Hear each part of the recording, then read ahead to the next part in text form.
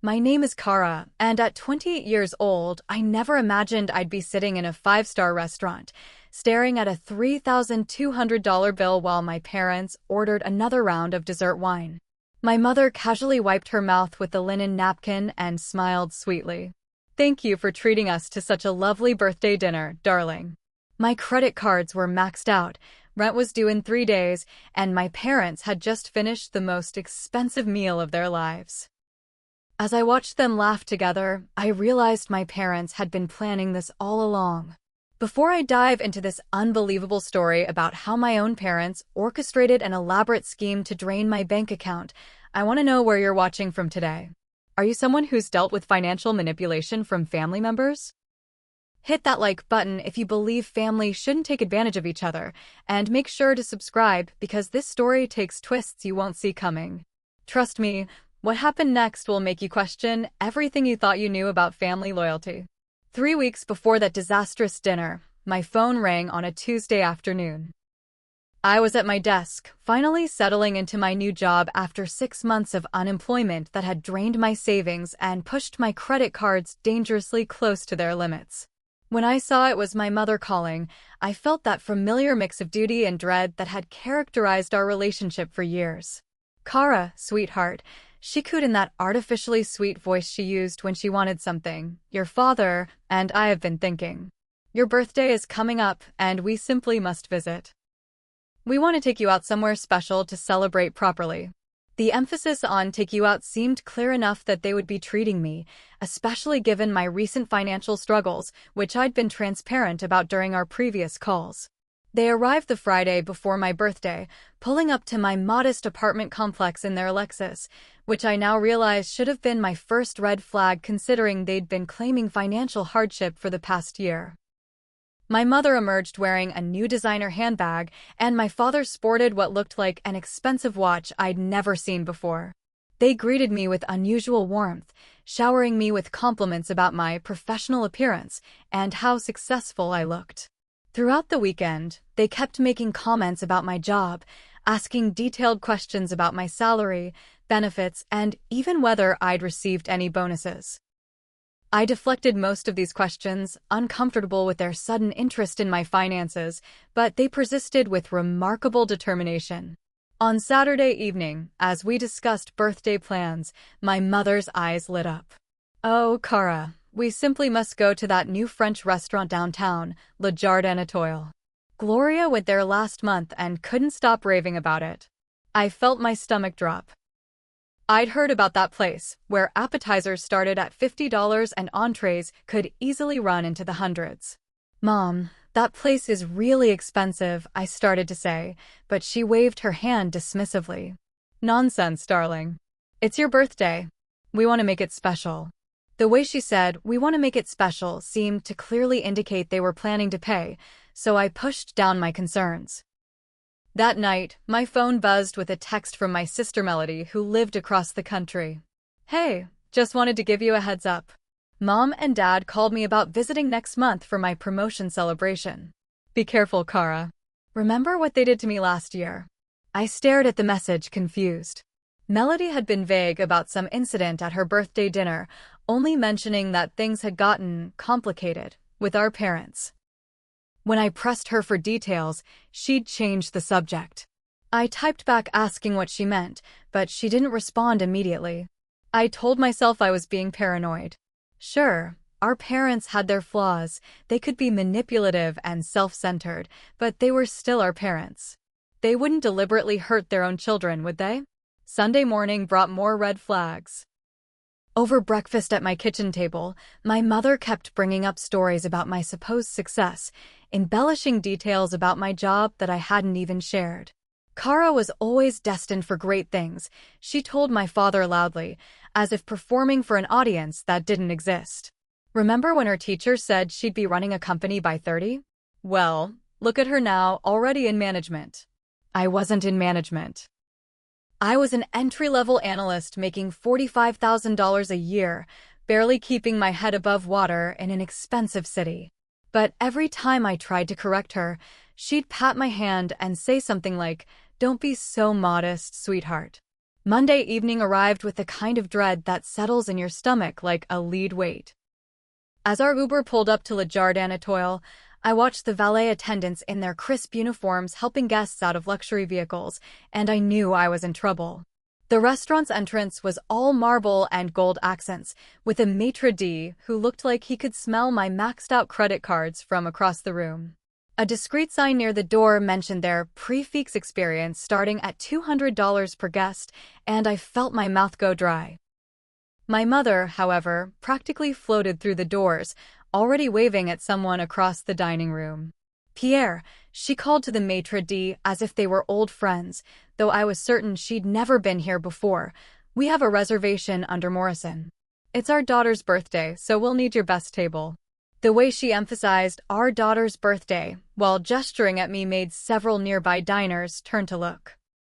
We were led to a prominent table in the center of the restaurant, what they probably called their celebration table, where everyone could see us. Before we'd even settled into our seats, my father was already flagging down the sommelier. "We'll start with champagne," he announced grandly. "Your best bottle. After all, our successful daughter is treating us to dinner for her birthday." I nearly choked on air. "Dad, I thought you were." But my mother cut me off with a laugh that tinkled like breaking glass. "Oh, Cara, you're so generous. When you insisted on taking us to this lovely place for your birthday, we were just overwhelmed by your thoughtfulness." The sommelier, a stern-looking man with a small notepad, was already writing. "Shall I suggest the Dom Perignon, monsieur?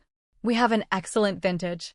My father nodded enthusiastically while I sat frozen, trying to process what was happening. That champagne alone would cost more than my weekly grocery budget for a month. As the champagne arrived with unnecessary fanfare, my mother was already studying the menu with the intensity of someone planning a military campaign. "Everything looks divine," she murmured, then louder, "Cara, darling, what do you recommend? You must come here all the time with your executive friends." I wanted to scream that I'd never been here, that my executive friends were actually fellow entry-level employees who met for happy hour at dive bars where beer was $3. Instead, I watched helplessly as my parents began ordering with abandon. "We'll start with the Oyster Tower," my mother told our waiter, a young man named Philippe who seemed delighted by their enthusiasm. "And the foie gras, of course. Oh, and that charming-sounding truffle salad." My father joined in with equal fervor. "I'll have the Wagyu beef, medium rare. And let's add the lobster thermidor as well. I can never decide between surf and turf." He laughed at his own joke while I calculated frantically in my head. We weren't even to the main courses yet, and I was already looking at several $100s. I tried once more to intervene. "Maybe we should slow down a bit," I suggested weakly. My mother's face immediately shifted to a wounded expression. "Cara, are you embarrassed by us? I know we don't fit into your fancy new life, but we're still your parents." Just as I was fumbling for a response, my mother's face lit up again. "Oh my goodness, Gloria. What a wonderful surprise." She waved enthusiastically at a woman across the restaurant who began making her way toward us. Gloria Patterson had been my mother's frenemy since their book club days, a woman who collected gossip like some people collected stamps. Following close behind her was her daughter Bethany, my childhood rival who had delighted in making my school years miserable. They air-kissed dramatically, and before I knew it, my mother was insisting they join us. "Cara's treating us to the most wonderful birthday dinner," she announced, gesturing to our table already laden with expensive appetizers. "How generous of you, Cara," Gloria said, her eyes calculating as she took in the champagne bottle and the growing spread of food. "Bethany was just telling me about her promotion to senior vice president. Isn't it wonderful when our children become so successful?" Bethany, wearing what was clearly a designer dress and shoes that cost more than my rent, smiled at me with the same predatory gleam she'd had when she used to spread rumors about me in high school. "Happy birthday, Cara. It's so sweet that you're treating your parents. I try to do the same for mine whenever I can." The implication was clear that she could afford to do this regularly while I was already drowning. As they settled at the adjacent table, my parents' ordering reached a fever pitch. Each dish Gloria and Bethany ordered seemed to inspire my parents to add something else to our tab. Philippe, my mother called. We'll need another bottle of that champagne. And perhaps you could recommend some wines to pair with our courses? I watched the sommelier's eyes light up as he began suggesting bottles that started at $200 each. My father nodded along enthusiastically, occasionally glancing at Gloria's table as if to make sure they were witnessing his refined tastes. Dad, I tried to whisper, this is getting really expensive. Maybe we could just stick with what we've ordered. His face darkened for a moment before resuming its jovial mask. Cara, after everything we've sacrificed for your education? All those years of scrimping and saving so you could have a better life? And now when you want to treat us to one nice meal, you're going to make us feel guilty about it. His voice had risen just enough that Gloria and Bethany could hear, and I saw them exchange knowing looks. My mother reached across the table to pat my hand, her rings clicking against the crystal water glasses. We never ask you for anything, sweetheart. We've always been so proud of how independent you are. When you called and insisted on taking us to this special place for your birthday, it meant the world to us. I hadn't called. I hadn't insisted on anything. But with Gloria and Bethany watching like vultures, I couldn't create a scene. My mother's eyes were already glistening with unshed tears, a performance I'd seen many times before, but one that still managed to make me feel like an ungrateful daughter. As the main courses arrived, each one more elaborate than the last, Bethany leaned over to whisper something that made my blood run cold. Your parents are so sweet, she said, her voice pitched just loud enough for me to hear. My mother mentioned they borrowed $5,000 from her last month. Something about an investment opportunity that fell through. I'm sure they'll pay her back soon, especially now that you're doing so well. She smiled sweetly and returned to her table, leaving me reeling. $5,000? My parents had borrowed $5,000 while driving a Lexus and carrying designer accessories? The meal continued in a blur of increasingly expensive courses. My parents ordered items I couldn't even pronounce, each addition to our bill feeling like another nail in my financial coffin. They kept the conversation light and cheerful, regaling Gloria and Bethany with stories of my supposed success, each embellishment more outrageous than the last. According to them, I was being fast-tracked for a director position, had just received a substantial bonus, and was even considering buying a condo in the city's most expensive neighborhood. Gloria ate it up, occasionally making comments about how wonderful it must be for them to have such a generous daughter. As my father began enthusiastically discussing the dessert menu with Philippe, suggesting we try one of each, since it's a special occasion, I finally couldn't take it anymore. Excuse me, I managed to choke out, I need to use the restroom. I fled across the restaurant, my heels clicking against the marble floor, aware of the eyes following me. In the bathroom, a sanctuary of soft lighting and expensive hand lotions, I locked myself in a stall and pulled out my phone with shaking hands. Melody had finally responded to my earlier text with a simple, "Call me now." I dialed her number, and she picked up on the first ring. "Please tell me you're not at a restaurant with them," she said without preamble. "I'm at Le Jardin Étoile," I whispered, "and they've ordered half the menu." "Melody, what happened last year?" I heard her sigh deeply. "Oh, Cara.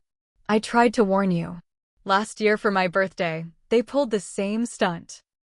Took me to the most expensive steakhouse in Seattle, ordered everything on the menu, invited their friends, and then stuck me with a $4,000 bill. When I tried to refuse, Dad made such a scene that security almost got involved. My legs felt weak, and I sat down on the closed toilet lid, not caring about my dress. For $1,000? Melody, how did you pay for it? There was a bitter laugh on the other end. Credit cards. Plural. Took me 8 months to pay them off, and that was with taking a second job. But here's the thing, Cara, we're not the only ones. After it happened to me, I started doing some digging. Called Cousin Tracy, remember her? Same story.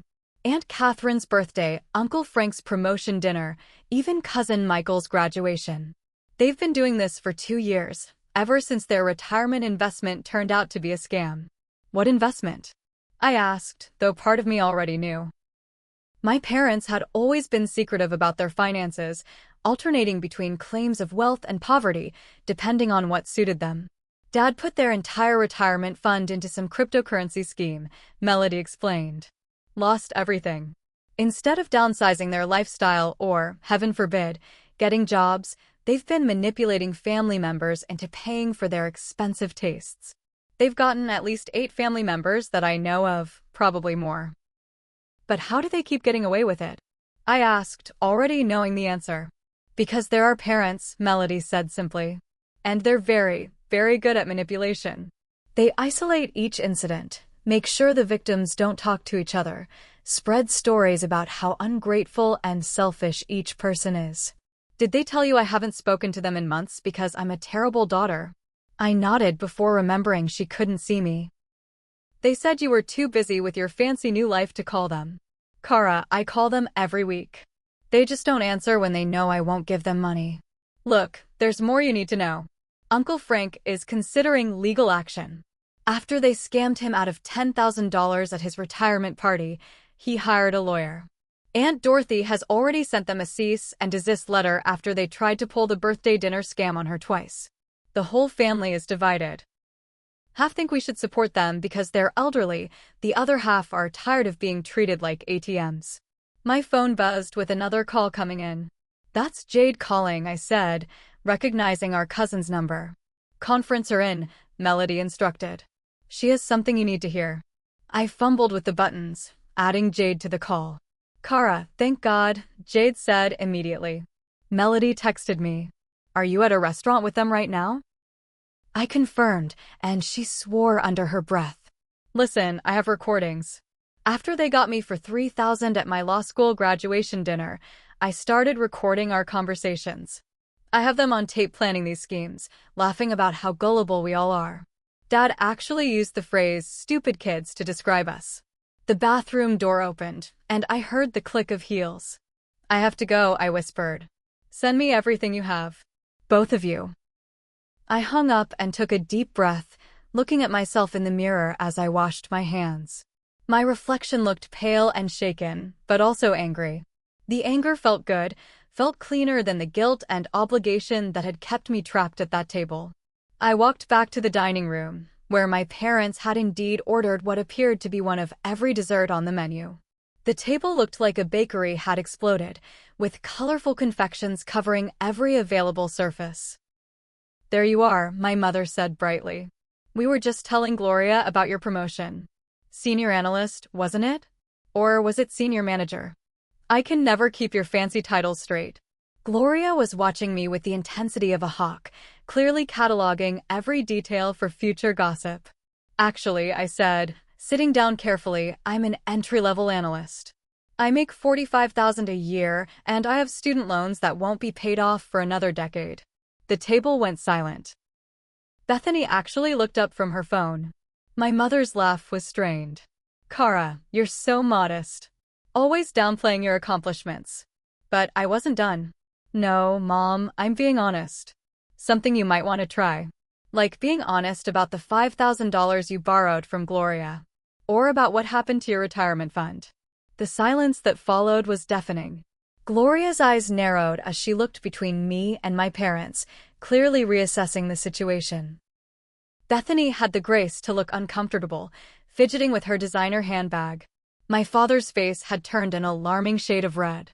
I don't know what you think you're doing, he hissed, but this is neither the time nor the place for this discussion. When would be a good time, Dad? I asked, surprising myself with how calm I sounded. After you've ordered another bottle of champagne? After the bill comes and you pretend to reach for your wallet before remembering you left it in the car? When exactly would be a good time to discuss the fact that you've been systematically scamming your own family? My mother's performance shifted into high gear. Tears began rolling down her cheeks as she clutched her napkin. I can't believe this. Our own daughter, speaking to us this way. In public. Gloria, I'm so sorry you have to witness this. We've clearly failed as parents if Cara thinks it's appropriate to humiliate us like this. But I noticed Gloria wasn't rushing to comfort her. Instead, she was looking at my parents with a calculating expression, probably wondering if she'd ever see that $5,000 again. The waiter approached with the leather folder containing our bill, and I watched my parents' performance reach its crescendo. My mother dabbed at her eyes while my father patted his pockets with exaggerated confusion. "How embarrassing," he muttered. "I must have left my wallet in the car." "Cara, sweetheart, would you mind getting this?" "I'll pay you back, of course." The words were exactly what Melody had warned me about, what Jade had probably heard, what Uncle Frank and Aunt Dorothy and all the others had fallen for. But this time would be different. Philippe placed the leather folder on the table with a flourish, and I opened it with hands that had stopped shaking. The number at the bottom was exactly as horrifying as I'd expected, $3,200, not including gratuity. My parents had managed to spend more on one meal than I made in a month after taxes. I stared at the itemized list, each truffle shaving and wine pairing a testament to their carefully orchestrated scheme. The champagne alone had cost $800, and they'd ordered 3 bottles. "This seems to be a misunderstanding," I said clearly, my voice carrying across the now quiet section of the restaurant. "My parents invited me to dinner for my birthday and said they would be treating me. I never agreed to pay for this meal." My father's face went from red to purple. "How dare you," he sputtered, half rising from his chair. "You called us. You insisted on this restaurant. You said you wanted to treat us for once in your ungrateful life." His voice had risen to nearly a shout, and other diners were openly staring now. Several had their phones out, and I could see at least one person was recording. "That's a lie, and you know it," I replied, still maintaining my calm. Years of swallowing their manipulation had prepared me for this moment. Just like it was a lie when you told Melody the same thing. And Tracy. And Uncle Frank. "How many family members have you done this to, Dad? How many thousands of dollars have you stolen from people who loved and trusted you?" My mother's tears had stopped as abruptly as they'd started, replaced by a cold fury I recognized from my childhood. "Stolen? We've never stolen anything in our lives. If our children want to show their appreciation for everything we've done for them, that's their choice." "What choice?" I laughed, but there was no humor in it. "The choice between public humiliation or bankruptcy. The choice between being labeled an ungrateful child or going into debt. Those aren't choices, Mom. That's extortion." Philippe had discreetly summoned the manager, a distinguished-looking woman in an impeccable suit who approached our table with practiced diplomacy. "Is there a problem here?" she asked in a tone that suggested there had better not be. "Yes," I said before my parents could spin their narrative. "My parents ordered all of this food under the pretense that they were treating me for my birthday. Now they're trying to stick me with the bill. I did not order this food, I did not agree to pay for it, and I cannot afford it." The manager's expression didn't change, but I saw her eyes flick to my parents, taking in my mother's designer handbag and my father's expensive watch. "I see. And sir, madam, is this accurate?" My father stood up fully now, his chair scraping against the floor. "This is ridiculous. We're leaving. Cara, pay the bill and stop making a scene." But I didn't move. "I have $43 in my checking account," I announced to the manager. "My credit cards are maxed out from being unemployed. I literally cannot pay this bill. If you need to call the police, I understand, but I want it on record that I was brought here under false pretenses." The manager looked deeply uncomfortable now, and the attention of the entire restaurant was on us. Gloria and Bethany had shrunk back to their table, clearly trying to distance themselves from the unfolding drama. "Perhaps we could work out a payment plan," the manager suggested. "The restaurant does offer financing for larger bills." I felt a moment of temptation, the ingrained need to smooth things over, to avoid conflict, to be the good daughter. But then I remembered Melody working 2 jobs for 8 months. I remembered Uncle Frank considering legal action. I remembered all the family members who'd suffered in silence. "No," I said firmly. "I'm not taking on debt for a meal I didn't order and couldn't afford. Either my parents pay for the food they ordered, or you can call the police." My mother stood up as well, gathering her purse with shaking hands. "Fine," she spat. "We'll pay for our own meals. But you can pay for yours." The manager pulled out a tablet and began the complex process of separating the bill. It turned out my parents had ordered approximately $2,800 worth of food and wine. My portion, The one appetizer I'd reluctantly eaten and the water I'd drunk came to $78. I handed over my debit card for my portion, praying it wouldn't be declined. My parents, meanwhile, made a great show of producing multiple credit cards, complaining loudly about their ungrateful daughter to anyone who would listen. But the other diners had seen enough to draw their own conclusions. I heard someone murmur, "Poor girl," and another person say, "Can you imagine doing that to your own kid?" The court of public opinion, for once, was not in my parents' favor. As my card was processed successfully, I watched my parents struggle with their payment. Their first card was declined. Then the second. The manager's expression grew increasingly stern as my father finally produced a third card that went through. The entire production took 20 minutes, during which the restaurant's atmosphere remained thick with tension and whispered conversations. Philippe, who had been nothing but professional throughout, gave me a sympathetic look as he brought my receipt. "You ungrateful brat," my mother hissed as they prepared to leave. "After everything we've done for you. We gave you life. We raised you. We sacrificed everything." But her words had lost their power. Other diners were shaking their heads, and one elderly woman actually reached out to pat my shoulder as my parents stormed past. "We're done," my father announced dramatically. "Don't bother calling us. You're no daughter of ours." They swept out of the restaurant, leaving me sitting alone at a table still covered with the debris of their excess. Gloria and Bethany had somehow vanished during the chaos, probably not wanting to be associated with the scene. As the busboys began clearing the elaborate desserts that had barely been touched, I felt the weight of what had just happened settling on my shoulders. I had stood up to my parents for the first time in my life, but at what cost? The adrenaline was wearing off, replaced by a bone-deep exhaustion. Several other diners approached me as I gathered my things, offering words of support and even business cards for therapists who specialized in family trauma. I called an Uber with my last $20, knowing I'd be walking to work for the rest of the week. As I waited outside the restaurant, my phone began buzzing with messages. Word had already spread through the family grapevine. Some relatives were supportive, others horrified that I'd caused a public scene. But the most important message was from Melody: "I'm proud of you." It was time someone stood up to them. "Call me when you get home." I climbed into the Uber, gave the driver my address, and finally allowed myself to cry. The next morning arrived with a hangover of emotional exhaustion and the harsh reality of my financial situation. My phone showed 17 missed calls from various family members and 43 text messages, ranging from supportive to scathing. But it was the email from my property management company that made my stomach drop.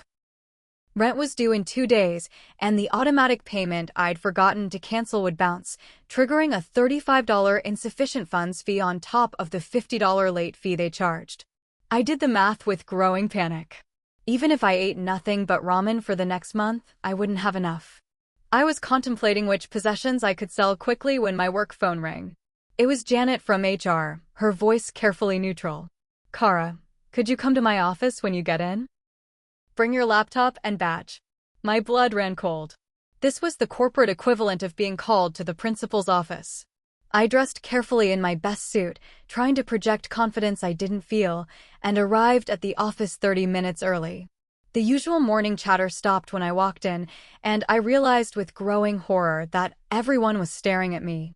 My coworker Lisa pulled me aside at the coffee machine. "Cara, what happened? There's a video going viral on TikTok. Something about you and your parents at a restaurant." She showed me her phone, and there it was. Someone had filmed the entire confrontation, complete with creative captions painting me as an entitled millennial who refused to pay for her parents' birthday dinner. The video already had 200,000 views and climbing.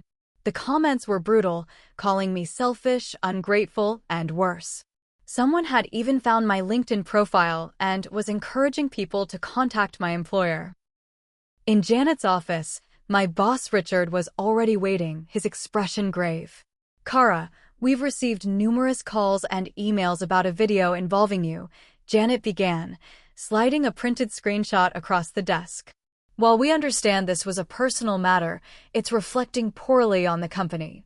Some clients have expressed concern about your judgment and financial responsibility. I tried to explain, but how could I make them understand years of manipulation in a few minutes? Richard interrupted my stumbling explanation. We're not terminating you, but we are putting you on a performance improvement plan.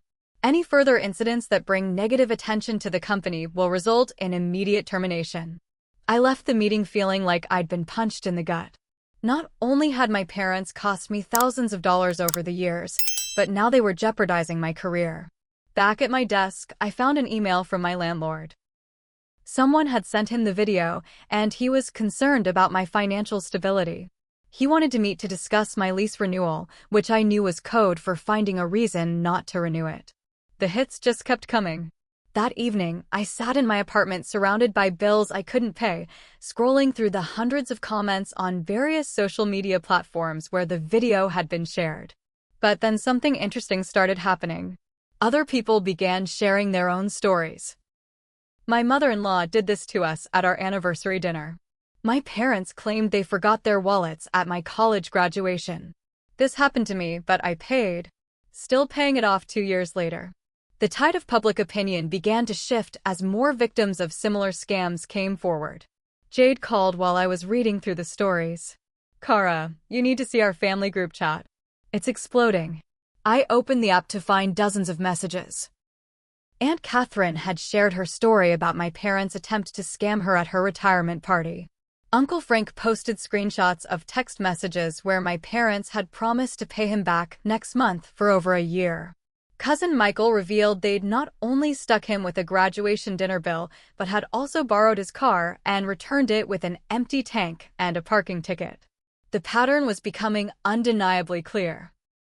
Over the past 2 years, my parents had extracted nearly $50,000 from various family members through elaborate dinner scams, fake emergencies, and outright lies. They'd told different stories to each victim, playing us against each other, using our love and respect for them as weapons. The family members who'd been too ashamed to speak up were finally finding their voices, and the picture they painted was damning. 3 days later, I received an eviction notice. Despite my attempts to explain the situation, my landlord had decided not to renew my lease. The stress was affecting my work performance, and Richard had already noted 2 areas for improvement in my file. I was spiraling, watching everything I'd worked for crumble because I'd finally stood up to my parents. That's when Kirsten, a friend from college who'd been following the saga on social media, reached out. I have a spare room, she texted. Rent's cheaper than your current place. Move in whenever you need to. It was the first good news I'd had all week. As I began packing my apartment, more revelations emerged. Cousin Tracy discovered our parents had opened a credit card in her name and run up $3,000 in charges. Aunt Dorothy found out they'd been telling her church friends she was dying of cancer to solicit donations. The depth of their deception was staggering. Jade, who was now a practicing attorney, suggested we all meet to discuss legal options.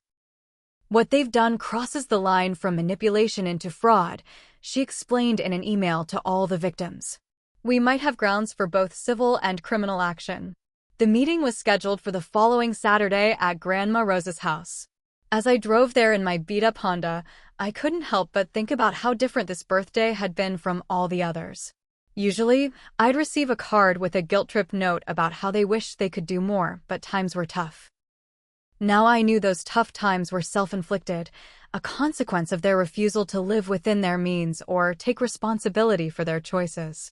They'd rather destroy their relationships with their children than admit they needed to downsize their lifestyle. Grandma Rose's living room had never been so full. 8 family members had gathered, each armed with evidence of my parents' schemes. The dining table was covered with printed emails, bank statements, text messages, and credit card bills. Jade had set up her laptop to record the meeting, creating an official record of everyone's experiences. The total amount scammed from family members had reached $47,000, and that was just what we could document. Who knew how many others had been too embarrassed to come forward? Before we begin, Grandma Rose said, her voice steady despite her 80 years, I want you all to know that I've been aware of their behavior for some time. I've been keeping my own records. She produced a leather journal, its pages filled with meticulous notes dating back 2 years. They tried it with me first, actually. Wanted me to invest in some sure-thing cryptocurrency. When I refused, they became desperate. That's when they started targeting the rest of you. Dmitry, our cousin who worked as a corporate lawyer, had reviewed all the evidence. We have several options, he explained, adjusting his glasses. We can pursue civil action for fraud and emotional distress. Some of these cases, particularly the identity theft with Tracy, could result in criminal charges. But I want everyone to understand, if we go down this path, it could mean your parents face jail time. The room fell silent as we all grappled with that possibility. These were still our parents, our aunt and uncle, despite everything they'd done. I've been thinking, Uncle Frank said, breaking the silence. What if we gave them one chance to make things right? Not for their sake, but for ours. So we can say we tried everything before taking legal action. Aunt Dorothy nodded in agreement. We could present them with everything we have, give them the opportunity to pay people back, and see what happens. But I thought about my eviction notice, my threatened job, the public humiliation. They won't stop, I said quietly. Even if they pay some people back, they'll just find new victims. They've shown no remorse, only anger at being caught. Jade pulled up her phone and played one of the recordings she'd mentioned. My parents' voices filled the room, laughing about how stupid we all were, how easy it was to manipulate us. My mother's voice was particularly cruel as she mocked Melody for working 2 jobs to pay off their scam. She actually thanked us for the birthday dinner afterward. Can you believe it? These kids have no spine. The room's sympathy evaporated as we listened to them plan their next mark, discussing which family member would be most vulnerable to their emotional manipulation. We spent the next 3 hours creating a comprehensive timeline of their crimes. Tracy had found evidence that they'd done this to friends as well, targeting people at their church and my mother's book club. The scope was staggering. They were serial con artists who happened to be related to most of their victims. Dmitry calculated that with interest and damages, they potentially owed over $100,000. The house, Grandma Rose said suddenly. They're planning to get me to change my will at my birthday party next month. They've been dropping hints about needing to secure their future and how the house should stay in the immediate family. That became our catalyst.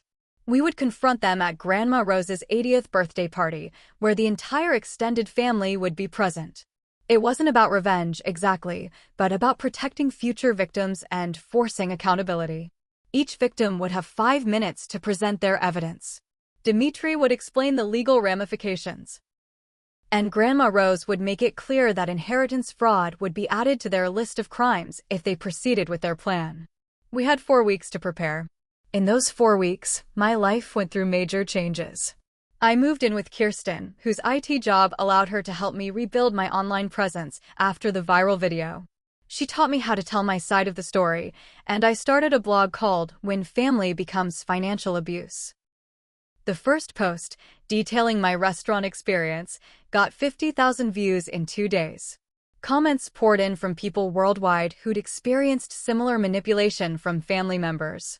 I wasn't alone, and neither were they. At work, the narrative began to shift. Clients who'd initially expressed concern started reaching out with support after reading my blog. One client even shared her own story of parental financial abuse, leading to a deeper professional relationship. Richard quietly removed the performance improvement plan, admitting he'd jumped to conclusions based on incomplete information. "Your story showed integrity," he told me during our one-on-one meeting. "It takes courage to stand up to family. That's the kind of backbone we need in this company." 3 days before Grandma Rose's party, my parents broke their silence. They called from different phones, leaving voicemails that alternated between rage and manipulation. My father threatened legal action for defamation. My mother sobbed about how I'd ruined their reputation, how they couldn't show their faces at church anymore. Then came the text messages, dozens of them, ranging from "we're sorry, can we talk?" to "you'll regret this when we're dead." I forwarded everything to Jade for our evidence file. Their desperation was showing, which meant our plan was working. The morning of the party, I put on my best dress and drove to Grandma Rose's house with a strange sense of calm. Other family members arrived early, each carrying folders of evidence. We'd rehearsed what we would say, keeping emotion out of it and focusing on facts. Dimitri had prepared a presentation outlining the legal consequences of fraud, identity theft, and elder abuse. We were ready. As the other guests began arriving, word spread quickly that something significant was about to happen. By the time my parents' Lexus pulled into the driveway, the entire family was assembled and aware that this wasn't just a birthday celebration. My parents entered Grandma Rose's house with the confidence of people who had no idea their schemes were about to unravel. My mother wore a new outfit that probably cost more than my monthly rent, and my father carried an expensive bottle of wine, likely purchased with money they'd scammed from someone. They made their rounds, air-kissing relatives and complaining about their ungrateful daughter to anyone who would listen. But I noticed people pulling away, conversations ending abruptly when they approached. The family grapevine had done its work. When Grandma Rose called everyone into the living room for an announcement, my parents positioned themselves prominently, probably expecting to be praised for their devotion to family. Instead, Grandma Rose stood with quiet dignity and began speaking. Family is supposed to be our safe harbor, the people we can trust absolutely.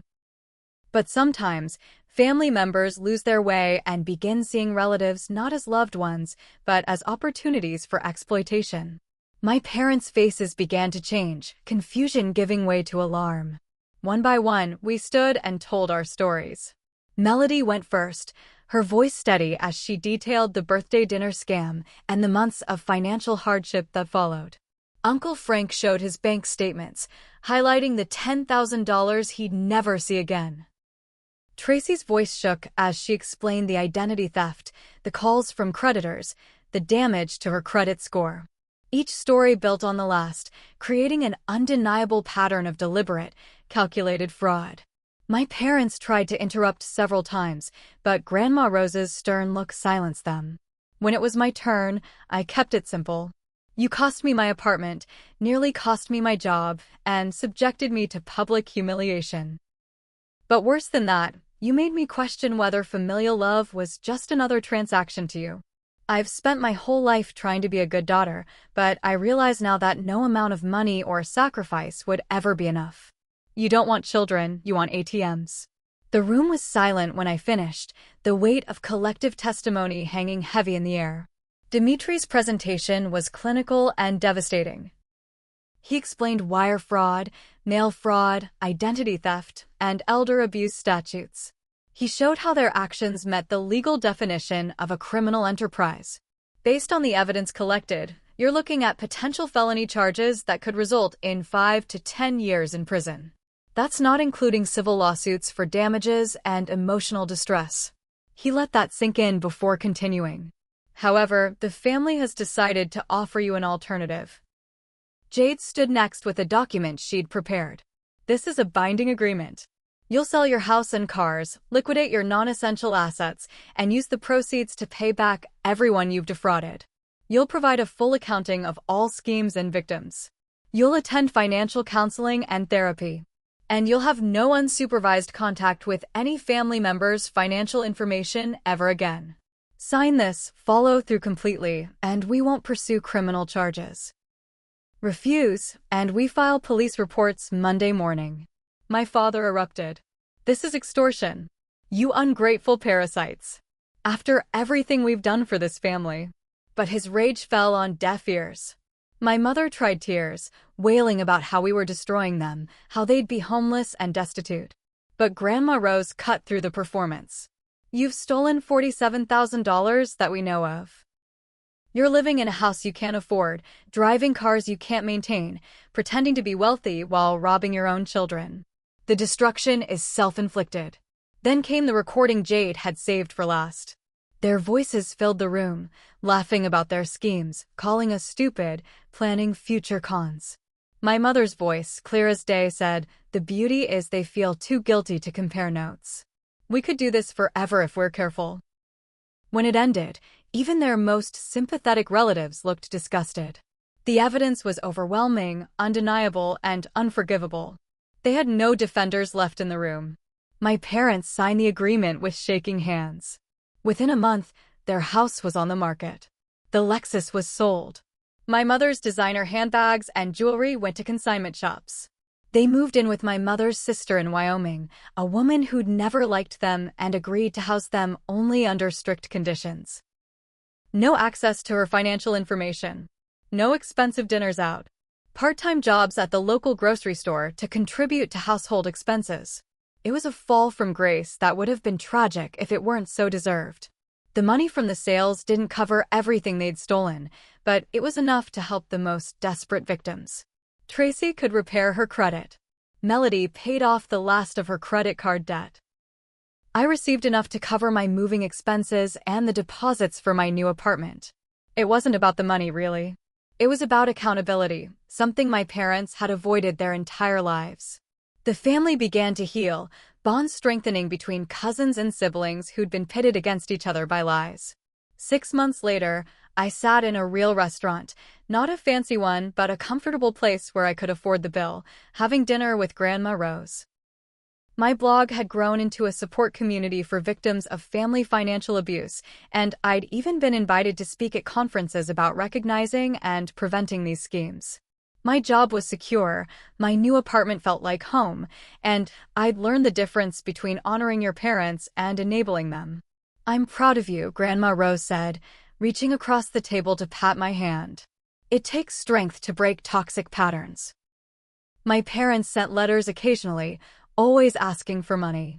They'd learned nothing, changed nothing, their entitlement intact despite their reduced circumstances. The family had developed a protocol.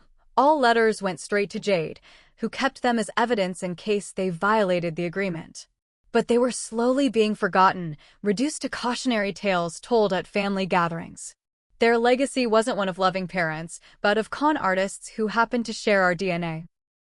On my 29th birthday, I received messages from Melody, Jade, Tracy, and a dozen other family members. Real messages of love and support, not manipulation disguised as affection. Kirsten threw me a small party where everyone actually paid for their own meals, joking about checking their wallets dramatically. I'd lost parents but gained a true family, people who supported each other without keeping score or demanding payment. The trust my parents had shattered was slowly rebuilding, stronger for having been tested. Looking back, that horrible birthday dinner was actually a gift. It forced me to confront years of manipulation and abuse disguised as parental love. It taught me that blood doesn't give anyone the right to exploit you, that family should lift you up, not drain you dry. The $3,200 they tried to steal was nothing compared to what I gained. Self-respect, boundaries, and the knowledge that I was worthy of relationships that weren't transactional. Some people never learn these lessons. I was lucky enough to learn them at 28, with decades ahead to build healthier relationships. My parents taught me many things, though not the lessons they intended. They taught me that manipulation can wear a loving face, that guilt is a weapon in the wrong hands, and that sometimes the most loving thing you can do is say no. They taught me that chosen family can be stronger than blood, that true support doesn't come with a price tag, and that standing up for yourself might cost you relationships that were already broken. Most importantly, they taught me that I deserved better, and that was the most valuable lesson of all. What would you do if your own family tried to manipulate you into bankruptcy? Have you ever had to choose between keeping the peace and keeping your financial security? I'd love to hear your stories in the comments below.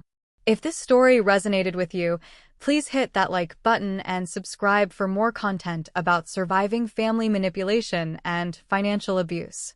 Share this with anyone who needs to hear that it's okay to say no to family, that love shouldn't come with a price tag. Thank you for listening to my story, and remember, real family doesn't require you to go into debt to prove your love.